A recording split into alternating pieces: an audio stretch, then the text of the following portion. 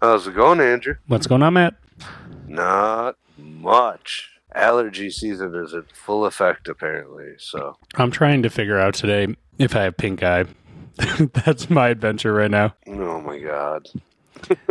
So, like, Owen has had, like, one eye that was a little crusty, but I thought maybe it's allergies, but now he's got 2 shotgun shells, both eyes just completely slimed out, and I'm like, oh my god. And my left eye feels kind of weird, so I'm just trying to figure out if I'm going down with it. And so I'm, like, a little apprehensive of, so I called, like, into work today, and I worked from home, but I was supposed to go in the office. I was like, yo, I don't know what the deal is, but last time someone had pink eye in a public place that touched keyboards and doors, 1/3 of the hurling club got pink eye. So Yeah. how bad you want like this? super contagious. And my boss is like, just don't. And I went, yeah, that's what I thought. And so my eye still feels sticky. And I talked to my mom when dropping him off for her to look after him this morning. And I was like, didn't you say you had like a crusty eye like last week? And she's like, oh yeah, I think I have pink eye. And I went, so she gave it to Owen and I returned him to sender this morning. He was like, all right, here you go. All right, so you're taking Owen to the doctor tomorrow. Well, the problem is I know it's pink eye. And I looked up what they'll usually do, and like, there's like maybe something you can kind of rub on it, but you can't really put eye drops in a baby very easily. So like, mostly they were like hot compress. It's never eye drops. It's like a Vaseline type substance, if I remember correctly. I think tomorrow I'm gonna do like a virtual thing because if I go into the primary, it's not that expensive. But if I go to the like walk-in, it was like $300 last time I went, and I was like, you know what? Yeah, don't go to the walk-in. Just call your primary and see if you can get in. Oh, my primary usually have to wait a couple of days. So by that point, usually if you say, hey, I think it's pink eye, they'll get you in. Cause yeah, that's true. But I have to work tomorrow. So what am I gonna do? I guess I have to figure out because I don't think he can go to daycare tomorrow. So maybe I'm taking off tomorrow. Nice, nice. I wouldn't send them to daycare. And if it is pink eye, I know somebody who's not going to be at a re-obligation ceremony tomorrow night either. Yeah, I already talked to Jeff that I need to see what's happening with my left eye, now there's a good percentage chance that this is pure paranoia, where like, you know, I have been burned by pink eye one too many times where I'm like, not again. And so maybe I'm imagining it, but it does feel sticky right now and a little scratchy. And my mom said that's how it started with her. And I was like, oh my God, please no. I don't want to be double socketed again. I don't really want pink eye, so just stay home. Well, and what's lame is it's karaoke night for the hurling club tomorrow too, and I was hoping to go sing. Now I think I might be grounded, so there's that. I mean, you're saving a lot of people from that torture then, at least. Last year I sang, or 2 years ago I sang Total Eclipse of the Heart, and I played the girl part, and my buddy Brendan played the boy part, and we won. We won the competition, so... Oh my God. I'm going to leave that one alone and tell you to run the intro, and we should get this episode started. All right. Well, this could be a special episode today. We are going to be talking. We got Memorial Day weekend coming up, so we're going to do a little talk about Memorial Day. Loosen up your ties and roll up your sleeves. It's time for Fellowship with Matt and Andrew. The views and opinions expressed on this podcast are not necessarily the views and opinions of the Grand Lodge of Wisconsin or any other Grand Lodge or any appended body. You know what I just realized during the music? Now I definitely can't go to re-obligation tomorrow because I told everyone.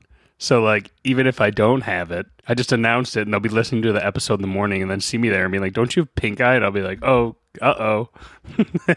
Well, no. I mean, if you don't have it, you don't have it. But, I mean, I got a bad feeling. Yeah. Well, I mean, you know, there's a lot of poop flying around when you got a little one at home.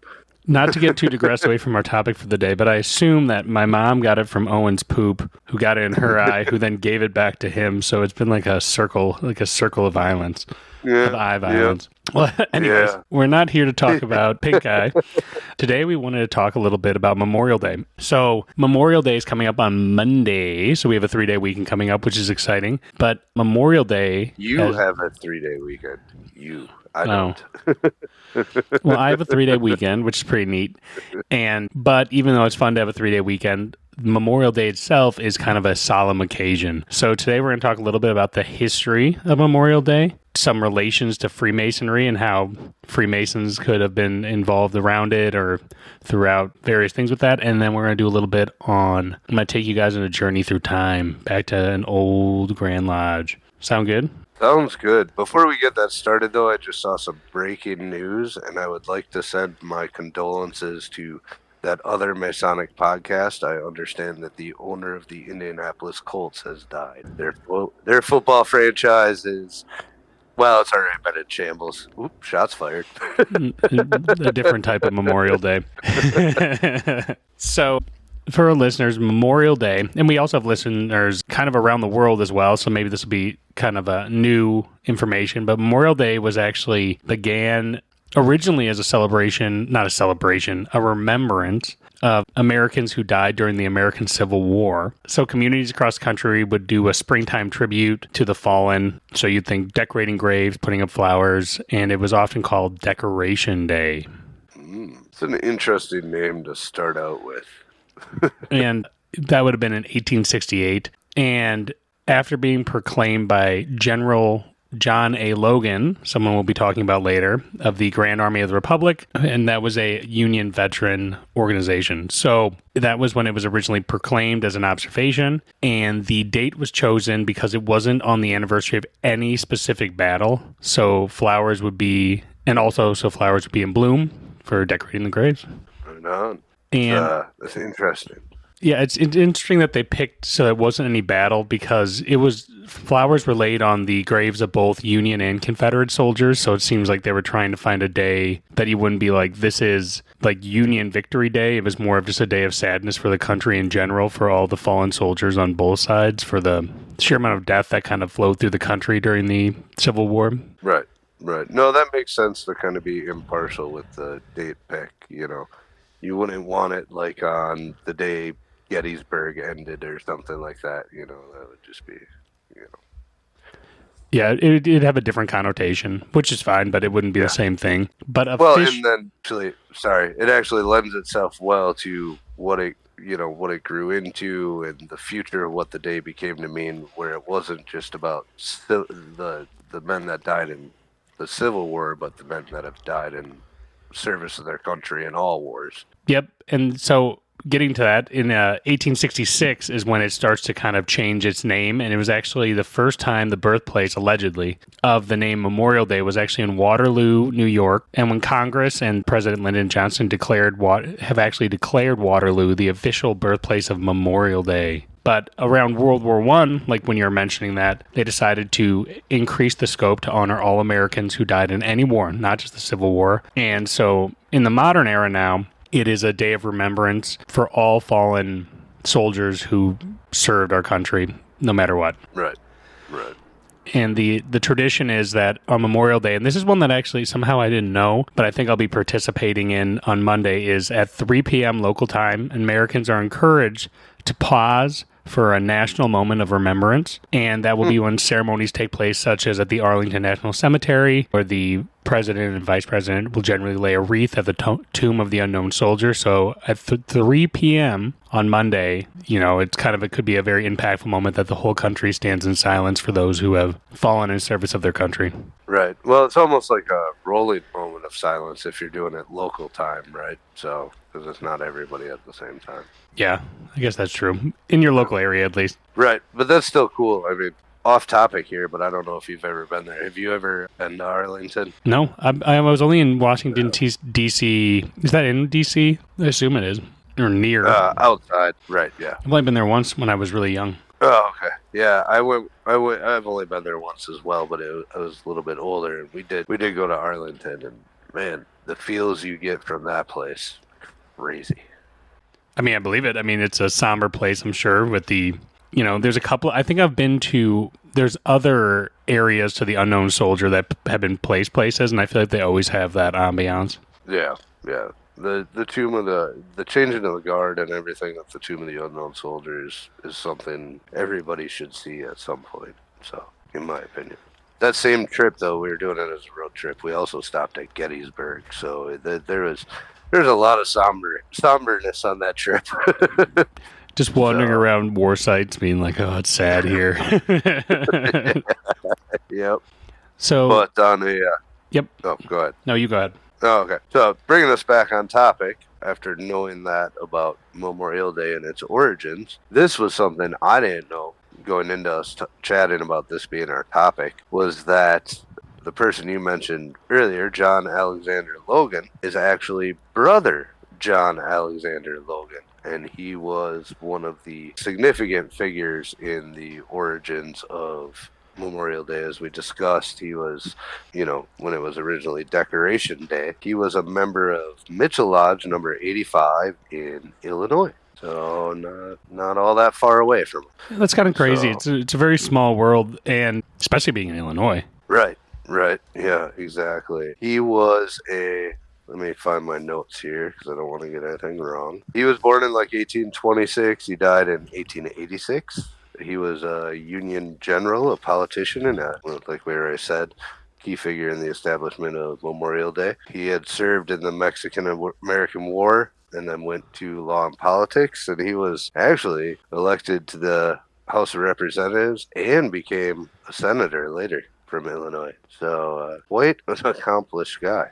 Yeah, and he's kind of an interesting character. I was looking up a little bit as well. Not only just his entire career in the sheer amount of, early wars of the United States that he participated in, whether it be the Mexican-American War as well as the Civil War.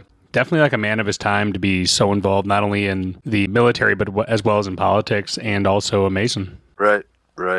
Yeah, the guy did quite a bit. Unfortunately, from what I could find, we don't know much about his Masonic history, or if he ever served in the east of his lodge or anything like that. Maybe if we have somebody who listens from Illinois who might be able to do a little bit more research, that would be kind of cool. But he ran for vice president at one point and stuff. He was all over the place.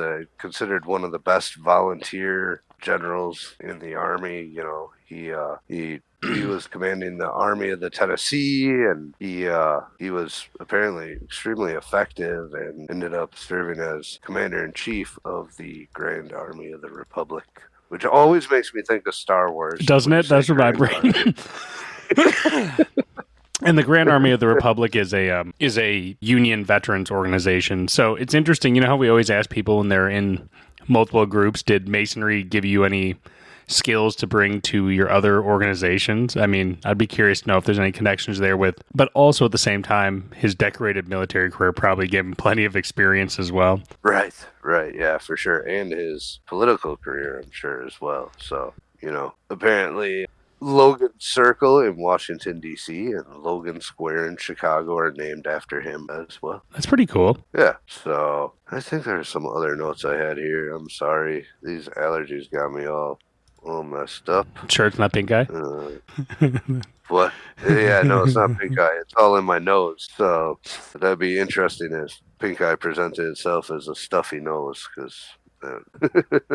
I was reading through his wiki pages that he was one of the early champions of veterans' right as well, fighting for benefits and recognition, which would make sense why he would want to push for a decoration day as well to remember the fallen veterans as well. So it sounds like he was like an early veterans advocate also. Right. That would make sense. I think support of the troops, living or dead, was kind of his deal, right? That was his big thing. Apparently he had a aggressive and decisive fighting style when it came to on the battlefield. So yeah, I mean, it's funny. We always talk about historic figures in Freemasonry, and your name or your mind is always drawn to the biggest names and stuff like that. And here we go. All of a sudden, we've been both Masons for a little bit, and I don't know about you, but I never heard that a brother was involved in the essentially the origins of Memorial Day.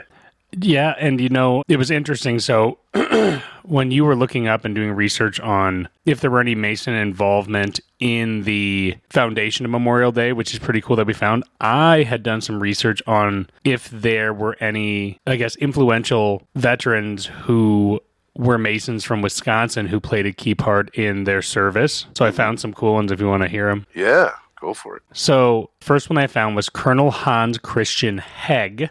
Now, this one's going to be fun because it gets challenging. This was a Civil War soldier who they know he was a Mason only because he received a Masonic burial when he returned to Wisconsin, but they know he was from the Muskego, Waterford area, and he is recognized at the Civil War Memorial on the list of brothers, and so he died in service of the Union. Fighting for the Union and for abolitionism was a big one, which is interesting because that area as well is really known for its underground railroad connections in the Waterford, Watertown area. So kind of an interesting person and brother who sacrificed his life in the service of the Union. Second one I found was Captain Franklin Van Valkenburg, who was a soldier during World War II. He's been listed as Masons in a variety of sources. Once again, we don't know his lodge exactly. We saw him in a couple of Scottish Rite publications. He did receive Masonic honor rolls at various state lodges and publications,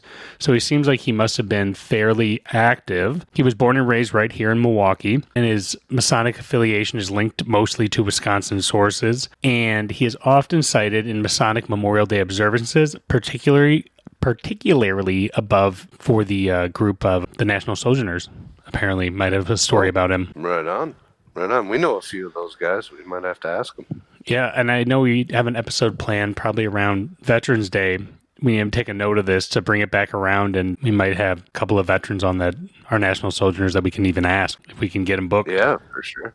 Yep. And the last one, this is one of those ones that you always have to put an asterisk next to, where you're like, it's a little more ambiguous, but it seems like he may have got a Masonic funeral, was Captain Casson Young. He's listed as a Mason in a lot of places. I found him on a list of famous Masons in military history, but once again, I can't find a direct document stating which lodge, but we know he grew up in Milwaukee, and he has been included on various honor rolls given in this area throughout time, apparently. And he served in World War II, and he gave his life in the service of his country. I feel like you didn't send me anything with that name in it, did you? No, not yet. Okay. Because I feel like I just saw that name somewhere, and I don't know why. Yeah, he was in the Navy. I had like a serious moment of like, I know that name from somewhere. I think he was one of the people who Pearl Harbor, actually. Oh, okay. That's not... Sorry, I'm stuck on this. Where did I just see that name thing? Probably searching around for Memorial Day stuff. Probably. I'll get over it, but that name for some reason... He led a battle at the naval battle of Guadalcanal against the Japanese forces. Gotcha. Well, that's awesome. Interesting stuff, you know. Memorial Day is always such an interesting thing, and members of the military that have died in duty and stuff like that is always such a interesting topic to like tackle, because it's just like, yeah, you know, I know there's going to be so many people like barbecuing and cooking out and, you know, drinking way too much and everything else on Monday, and it's like, can we just take a step back and remember what this day is for? You know. Yeah, and that's kind of why I wanted to do a podcast episode on it, because I've been guilty of that as well, as just treating it like a 3-day weekend. And when you actually sit down and sit with its purpose, it's definitely a little more somber, and it is kind of hard to talk about because it's a sad topic to talk about various Americans and brothers and just servicemen in general, men and women in general, who have just, you know, passed, unfortunately, in the line of duty. And so I think it is kind of an important day, though, to remember to, I think, pause, especially at 3 p.m. Who cares how much fun you're having, right? At 3 p.m., stop and go, remember why, and pause and have a moment of silence just to remember, you know, the fallen who, you know, died for your freedom. Right. And I think we should do a fair amount of that, remembering, you know, a lot of the things we're afforded in this country and are because of those men and women that made the ultimate sacrifice. So knowing that I have a challenging time talking about Memorial Day, just because I don't know if I'm close enough to the action to really sum up the environment and the feelings in a strong way. So I actually found something very interesting that I wanted to leave our listeners with. And I dug out a Grand Lodge Proceedings from 1919, where they, as people living through World War II, would be able to... Was that World War I or II? That would have been one. because World War II was like the late 30s and 40s. Yeah, you're right. So this would have been World War One. God, I need to be better at dates. For knowing such a history, dates are just elude me. I just know the order of events. But yes, so in 1919, Use your memory palace or the other one that's really good to help you remember dates. yeah, the one that I didn't explain. So Yeah. I found this interesting speech given by the Grand Master of the 75th Annual Communication of the Free and Accepted Masons of Wisconsin, and it's his address. And basically, to set the scene for our listeners, imagine you are back in 1919 at the 75th Annual Communication of the Grand Lodge of Free and Accepted Masons of Wisconsin, and you're sitting there, and it opened in ample form in the Scottish Rite Cathedral on the corner of Van Buren and Oneida Street in the city of Milwaukee at 2 o'clock p.m. on Tuesday, June 10th. The Grand Before Master... you start, Yep. oh, sorry, it's Most Worshipful who? What was his name? David Harlow. Thank you. And you imagine the Grand Master come out and, quote, "To the officers and members of the Grand Lodge of Free and Accepted Masons of the state of Wisconsin. Brethren, it was with pleasure that I welcome you to this annual communication that marks the 76th year of our official existence. The first annual communication was held December 18th, 1843, and on January 17th, 1844, the Grand Lodge again met under what is termed a called communication. It was the only Grand Lodge held during that year, and in my judgment should be regarded as the second annual communication." He goes on then to talk about some of the history. We'll skip ahead a little bit here. "When we left this hall a year ago, the whole energy of our nation was concerned and concentrated on war activities. Factories and other industrial plants were producing on the most gigantic scale the necessary food, clothing, and munitions for the imperative needs of our rapidly expanding Army and Navy. Transports were rushing and hustling trained troops across the treacherous seas to assist the Allies in their precarious situation, while those of our soldiers who have been seasoned were already in the trenches, stemming the fierce onslaught of the enemy. How eagerly we read the newspaper reports, which told of the unflinching courage of our boys in their first baptism of fire. Every patriotic heart in this country was stirred to its death by the harrowing tales of carnage and cruelty, of desolation, sorrow, and sadness, that hovers over the blood-stained fields, valleys, and hills of Belgium and France. Then came the glad news that our soldiers were everywhere, pushing back the foe through a tremendous sacrifice of lives. Changed indeed the situation of today. The roar of battle has ceased. The enemy has been completely vanquished. He who aspires to rule the world has been dethroned, while all petty minions of autocracy have lost their crowns and scepters. Democracy has triumphed. Humanity breathes a pure atmosphere, and civilization enters upon a new era. Again, we hear the hum of industry in peaceful pursuits. Gladness reigns in the homes of our citizens, while old glory waves more proudly than ever over the greatest country on the face of the earth. What grateful hearts! We reverently bow our heads to the Almighty God for the return of peace to the world, and for the spirit of Americans' manhood, which so unselfishly espouses the cause of liberty, justice, and humanity. No loftier patriotism can be conceived than that which has been displayed by the American soldier in fighting for the principles and ideals which prompted this country to participate in the bloodiest war of all history." He goes on to say, "The Masons of Wisconsin have been among the foremost in every patriotic movement, and with other citizens of this state answered nobly to the call for volunteers in the first stages of the war. Those who went overseas were soon sent into the trenches and fought most heroically on the battlefield. Many of our members mourn the loss of their dear son or other relative, while some of our craftsmen lie beneath the soil of France. Yet, my brothers, it is an honor to die for one's country, especially in a sacred cause of humanity." And one thing that's interesting in the necrology where they talk about those who passed. During the year 1918, 621 members of the craft in this jurisdiction have been called to their heavenly rest. The number is larger than usual due to an increase in membership and to the casualties of war. A few have been taken away in early manhood, and others in the prime of their life. but most have passed to the celestial lodge above after a lengthened journey here below. They will be missed by their lodges and by the people in their respective communities. Then he goes on to finish with a poem at the end. Immortality oversweeps all pains, all tears, all times, all fears, and peals.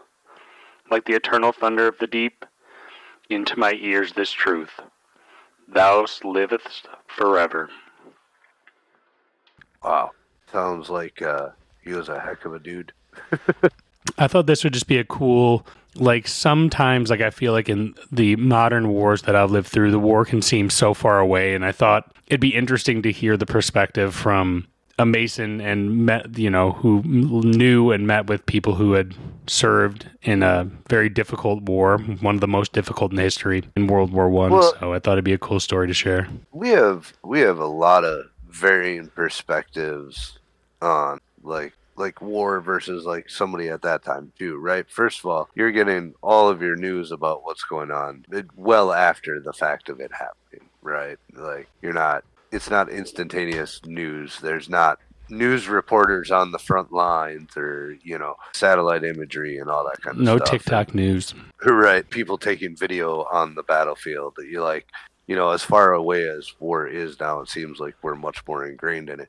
And also at the time, where we just have these as established manufacturing businesses where, there's just businesses that are manufacturing more missiles than we could ever use and planes and everything else, right? Then like every industry like transitioned into like, holy cow, we need a ton of this stuff. How can your company stop making what they're making and make this? So everybody was part of the war effort for the most part at that time, right? Whether it was in a factory or whether it was, actually overseas fighting. So it was this unifying mobilization. Oddly enough. Right, yeah. And, so to kind of hear some of that coming out of his like speech is I find very interesting, and I feel like that was a great speech too. This speech makes me want to go back and read other speeches from really old Grand Lodge Proceedings because it really did feel like it transported me briefly back into a different time at the craft with brothers experiencing a different world, talking about kind of what's going on. And I'll put the link where you can find the George Washington Memorial website has a archive of a lot of past proceedings from across the country in their archives that you can access. Yep. That is the George Washington National Masonic Memorial for the listeners who may want to look it up. So I believe that is its full name. Yep. And he actually ends, so the next section, I'm not going to go into it, but I wanted to end on a poem then when he's referencing all those who had passed during the war. Immortality o'ersweeps all pain, all tears, all times, all fears, and peals. Like the eternal thunders of the deep, into my ears this truth, thou livest forever. So thank you to all of our veterans, and let's remember to everyone on Memorial Day to take a moment to remember those who sacrificed their lives in the pursuit of our freedoms and all those things that we get to enjoy on this great 3-day weekend. Exactly. Couldn't have said it any better. We've had a lot of men and women that have given the ultimate sacrifice, so at least take a little bit to reflect on that. Cool. Thank you for tuning in. Have a great one, everybody.